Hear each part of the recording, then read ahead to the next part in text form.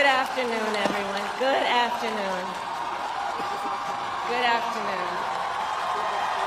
Good afternoon. Thank you all. Thank you, thank you. Thank you, thank you. So let me say, and I love you back. And I love you back. So let me say, my heart is full today. My heart is full today, full of gratitude for the trust you have placed in me, full of love for our country, and full of resolve. The outcome of this election is not what we wanted, not what we fought for, not what we voted for, but hear me when I say, the light of America's promise will always burn bright. As long as we never give up, and as long as we keep fighting.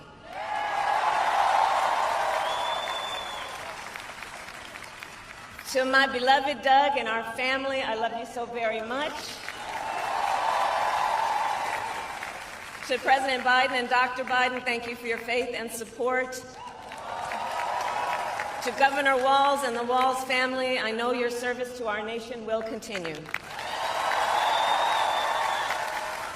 And to my extraordinary team, to the volunteers who gave so much of themselves, to the poll workers and the local election officials, I thank you all. Look, I am so proud of the race we ran, and the way we ran it,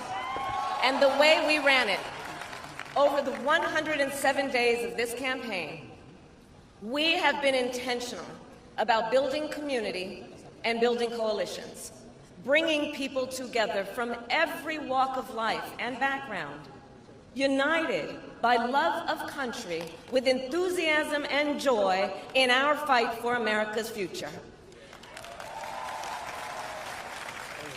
And we did it with the knowledge that we all have so much more in common than what separates us. Now, I know folks are feeling and experiencing a range of emotions right now. I get it. But we must accept the results of this election. Earlier today, I spoke with President-elect Trump and congratulated him on his victory. I also told him that we will help him and his team with their transition, and that we will engage in a peaceful transfer of power.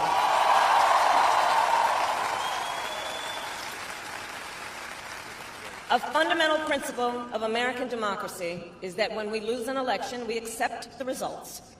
That principle, as much as any other, distinguishes democracy from monarchy or tyranny.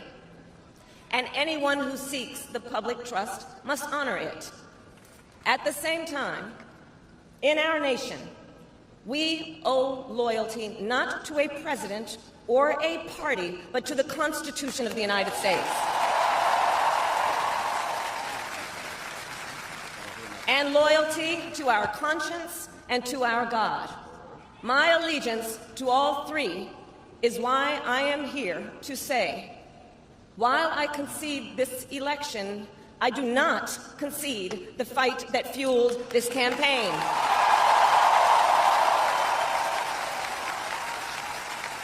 The fight for freedom, for opportunity, for fairness, and the dignity of all people. A fight for the ideals at the heart of our nation, the ideals that reflect America at our best. That is a fight I will never give up. I will never give up the fight for a future where Americans can pursue their dreams, ambitions, and aspirations, where the women of America have the freedom to make decisions about their own body and not have their government telling them what to do. We will never give up the fight to protect our schools and our streets from gun violence.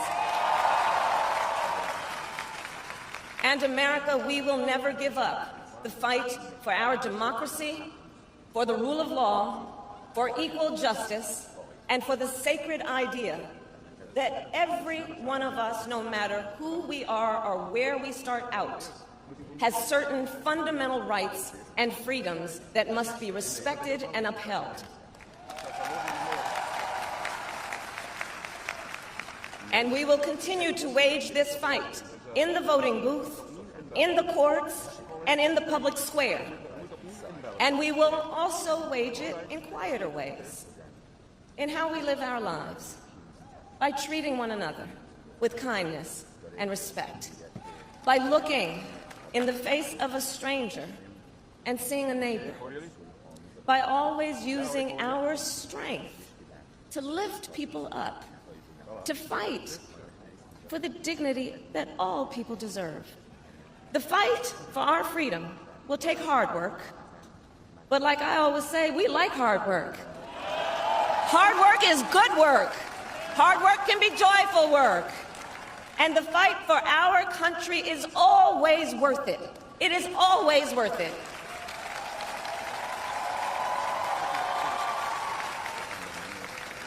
To the young people who are watching, it is, I love you. To the young people who are watching, it is okay to feel sad and disappointed, but please know it's going to be okay. On the campaign, I would often say, when we fight, we win. But here's the thing. Sometimes the fight takes a while. That doesn't mean we won't win. That doesn't mean we won't win. The important thing is don't ever give up. Don't ever give up. Don't ever stop trying to make the world a better place. You have power. You have power. And don't you ever listen when anyone tells you something is impossible because it has never been done before.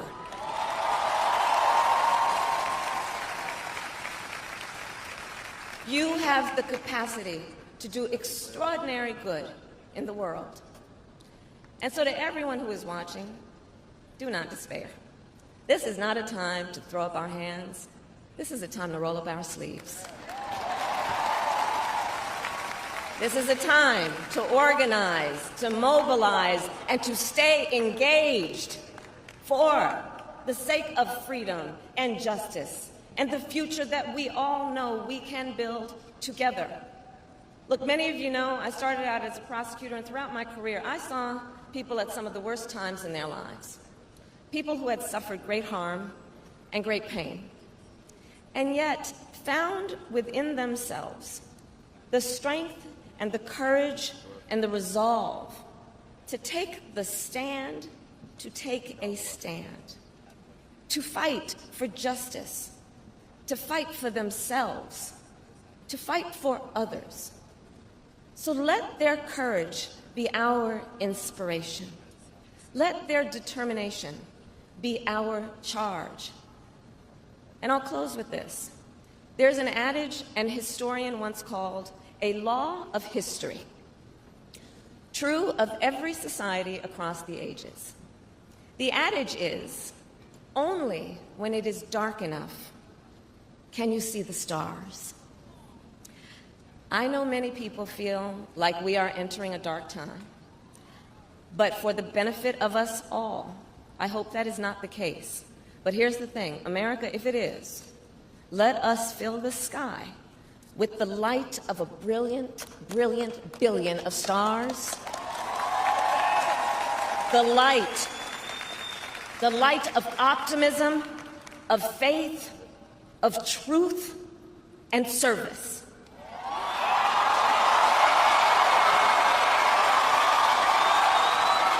It's you. And may that work guide us, even in the face of setbacks, toward the extraordinary promise of the United States of America. I thank you all. May God bless you, and may God bless the United States of America. I thank you all.